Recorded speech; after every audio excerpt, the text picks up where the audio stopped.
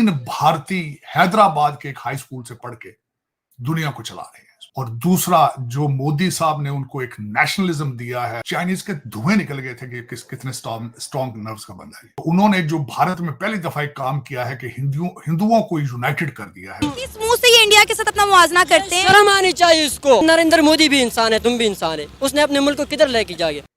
हम जिहाद से तरक्की करेंगे। खुदा था नाजे, शर्म करो यार। इस वक्त भारत ने जो 10 कंट्रीज का अलायंस बनाया है, ये अमेरिकनों ने टूटा फूटा सा, उस अलायंस में शामिल नहीं किया। यही अमेरिका को प्रॉब्लम, ये जो मसाइल अमेरिका इस वक्त जो भारत के साथ, अमेरिका को यही चीजें पसंद नहीं आ रही, क्योंकि India is already behaving like a super power. उन्होंने अपने 2 शिप जो हैं वो अपने ट्रेड शिप्स की प्रोटेक्शन के लिए वहां भेज दिए हैं, ISS कोची और ISS कलकत्ता, वो उन्होंने रेड सी पे भेज दिया अपने। और तीसरी बात जो आपने खुद भी फरमाई है इस क्वेश्चन के अंदर ही, India enjoys a wonderful relationship with Iran.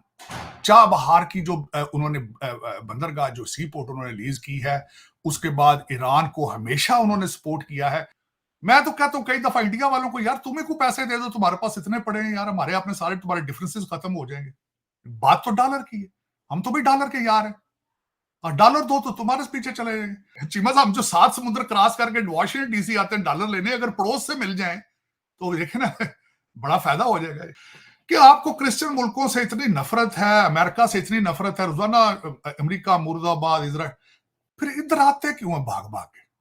मैंने आपको कहा नहीं है कि आज अमेरिका वीजा खोले तो आपके मौलवी जो मस्जिदों में खुतबे देते हैं वो भी सारे इधर आ जाएंगे, तो अंत नमाज पढ़ाने वास्ते बंदा नहीं लगेगा उसे पाकिस्तान से। अगले दिन देखा कि फॉरेन पॉलिसी मैगजीन ने, हमारे दोस्त ही हैं, उन्होंने रिव्यू किया कि 4 बड़े इवेंट्स कौन से हैं, तो उन्होंने कहा साउथ एशिया के हवाले से जो सबसे बड़ा इवेंट यही है कि भारत चांद पे गया है। अप्रैल 2023 में India became the largest country. Bharat की तरक्की का सीक्रेट उनकी मिडिल क्लास, और दूसरा जो मोदी साहब ने उनको एक नेशनलिज्म दिया है, हिंदुत्व का आइडिया कि you have to get United.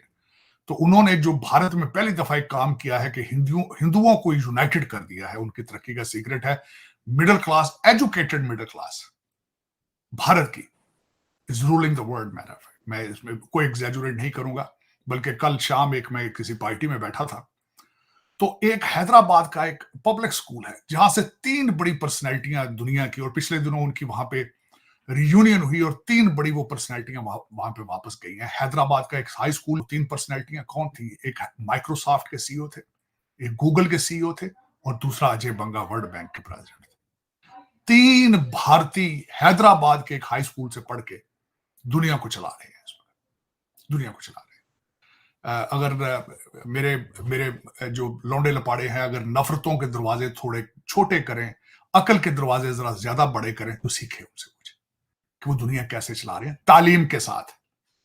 अगला सवाल है, चंद्रयान चांद पर पहुंचा और फिर उन्होंने पीछे मुड़ के नहीं देखा। उसके बाद अभी तक वो वापस मुड़ के नहीं देख रहे, क्योंकि वो नशे में चूर हैं अपनी तरक्की की। इसमें कोई शायद होना भी चाहिए, प्राइड होनी चाहिए अपने नेशन में।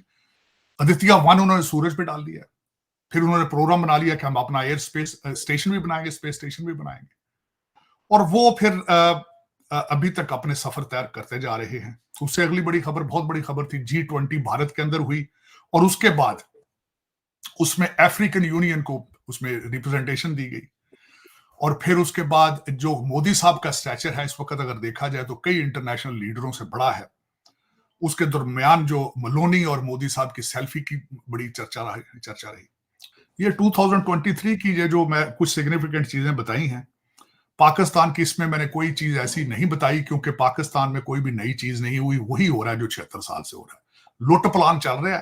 रही बात, अब अगर मान लीजिए ये भी हो सकता है, दूसरी पॉसिबिलिटी ये हो कि वो अमेरिका नहीं चाहता कि इंडिया चूंकि बराक ओबामा भी आके ही गए थे, और उसके बाद अपने टेन्योर के अंत में वो भी आए थे ट्रंप साहब, तो हो सकता है वो ये ना चाहते हो कि इतनी जल्दी विजिट हो जाए।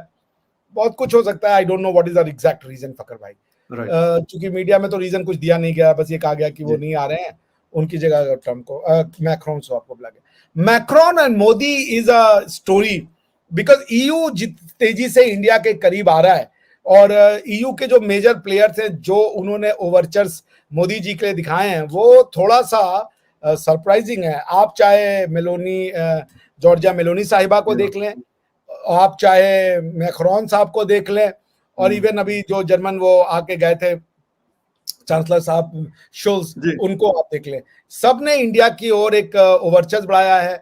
और ईयू को ये पता है कि ये जो ये जो रशिया की लड़ाई हुई है, इस लड़ाई का अगर सबसे बड़ा खामियाजा किसी ने भुगता है तो ईयू ने भुगता है, क्योंकि इन्फ्लेशन उन्होंने देखा, एनर्जी क्राइसिस उन्होंने देखी, सप्लाई ऑफ गुड्स का रुकना उन्होंने देखा। अमेरिका तो इसका कोई बहुत ज्यादा डायरेक्ट जिसे कह लीजिए कॉन्सिक्वेंस फेस नहीं किया, फेस तो सब यूरोप ने करना था, और वेस्टर्न सैंक्शन फेल हो गया पूरी तरीके से।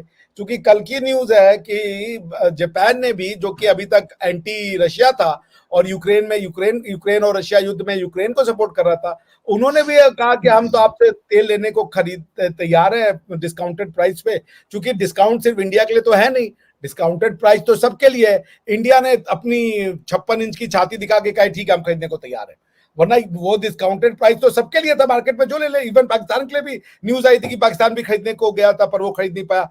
That's a different thing, because ultimately तो पैसे का खेल था वो। तो उसको खरीदा इन्होंने, जापान ने। और ईयू सैंक्शन जो प्राइस है, उन्होंने कह रखा भाई इस प्राइस के ऊपर नहीं, उससे ऊपर वाले प्राइस पर खरीदा जाकर के। तो EU sanction has failed. European union has understood कि वो सिर्फ और सिर्फ वेस्टर्न कोalition के सहारे नहीं सरवाइव कर सकते। जो नया वर्ल्ड ऑर्डर बन रहा है उसमें वेस्टर्न पावर को एक बहुत बड़ा धचका लगा है यूक्रेन रशिया वॉर से, बिकॉज वो चाह करके भी इस वॉर को प्रिवेंट नहीं कर पाए। पुतिन ताल ठोक के पिछले 2 साल से लड़ाई लड़ रहा है और पुतिन का कुछ नहीं हुआ, रशियन इकोनॉमी का कुछ नहीं हुआ। बिकॉज अगर इम्पैक्ट दिखना था रशियन इकोनॉमी के ऊपर, कोई एडवर्स इम्पैक्ट दिखना था तो अब तक दिख जाना चाहिए था। पुतिन को कुछ फर्क ही नहीं पड़ रहा है। तो पॉइंट ये है कि ईयू चाहता है कि ईयू और ब्रेक्सिट के बाद ट्रेड का भी एक एंगल है कि इंडिया और ईयू मेजर ट्रेड पार्टनर उभरे, और चाइनीज जो रिलायंस है, चाइना के ऊपर जो ट्रेड रिलायंस है वो रिलायबल नहीं है, क्योंकि चाइना इज टू जिसे कह दीजिए अनप्रेडिक्टेबल अ कंट्री कि आप इतना लंबा दांव उनके ऊपर लगा सकते। सो इसी को एक्सप्लेन करता है। मोदी जी ने जैसे ही मैक्रोन साहब को कहा वो आ गए। प्लस राफेल का भी कुछ चल रहा है कि नया राफेल भी उन्होंने ऑफर किया है, तो वो भी एक डिफेंस एक्विजिशंस है, उसका भी बात डिस्कशन होगा। दुनिया भर में इंडियन डायस्पोरा फैला हुआ है। लगभग हर कॉन्टिनेंट में आपको इंडियन डायस्पोरा मिल जाएगा, भारतीय मूल के निवासी। और जो सबसे बड़ा और ताकतवर डायस्पोरा है वो अमेरिका के अंदर रहता है। और अमेरिका में जितने भी इंडियंस जाते हैं वो मोस्टली एजुकेटेड होते हैं, वेल बिहेव्ड होते हैं, उनका कंडक्ट भी अच्छा होता है, और इसीलिए वो धीरे धीरे मेहनत करके बहुत ही ऊपर तक चले जाते हैं। व्हाइट हाउस की लगभग 300 अपॉइंटमेंट्स इंडियन अमेरिकन के पास हैं, और इनमें से बहुत सारी अपॉइंटमेंट्स ऐसी हैं जो डायरेक्टली पॉलिसी मेकिंग को इन्फ्लुएंस करती है। इन्हीं वजहों से इंडिया की जो पॉलिटिकल और जियोपॉलिटिकल हेफ्ट है वो बहुत ही ज़्यादा बढ़ गई है। और अब इंडिया के पास इतनी ताकत है कि वो अमेरिका के सामने भी अपनी स्ट्रेटजिक ऑटोनॉमी को एक्सरसाइज कर सकता है। अमेरिका इंडिया को पुश नहीं कर सकता, ना ही प्रेशराइज कर सकता है। हालांकि अमेरिका अपनी तरफ से पूरी कोशिश कर रहा है कि इंडिया को वेरियस मैटर में प्रेशराइज किया जाए, लेकिन इंडिया के पास आज इतना वेट है कि वो अमेरिका के तले दब नहीं रहा। इस पर पाकिस्तानी मीडिया का कहना है कि इंडिया अब अमेरिका से नहीं दब रहा, तो हमारी कोई हैसियत नहीं है उनके सामने, हमें उनसे कंपैरिजन नहीं करना चाहिए, इससे हमारी ही बेइज्जती होती है, ना कि उनकी।